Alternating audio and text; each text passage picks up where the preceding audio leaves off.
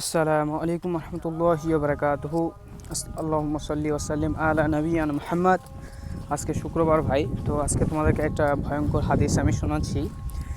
বিশ্বনবী হজরত মুহাম্মদ সাল্লাল্লাহু আলাইহি সাল্লাম বলেছেন যখন কিয়ামত হবে, তো বিষয়টা হচ্ছে ঈসা আলাইহিস সালাম দুনিয়ার বুক থেকে ইন্তেকাল করে চলে যাওয়ার পর যখন কিয়ামতের আরম্ভ হবে, তার আগে কিছু সাইন চিহ্ন যেগুলো তিনি বলে গেছেন যে প্রত্যেক দিনের ন্যায় আমরা সবাই রাত্রে খাওয়া দাওয়ার পর ঈশার নামাজের পর শুয়ে পড়ব এবং 36 ঘন্টা নাগাদ 36 ঘন্টা একটা আমি বলছি যে উদাহরণ 36 ঘন্টা পর্যন্ত সূর্য উদিত হবে না।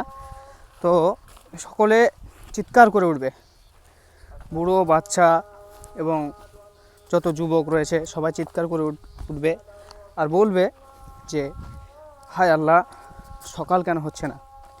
তারপর হঠাৎ করে মাগরিবে সূর্য উদিত হবে এবং শয়তান আল্লাহর কাছে সিজদায় পড়ে যাবে আর আল্লাহকে বলবে যে আল্লাহ, আজকে তুমি যাকে সিজদা করতে বলবে আমি তাকেই সিজদা করব। আজকে তুমি যাকে সিজদা করতে বলবে তাকে আমি সিজদা করব।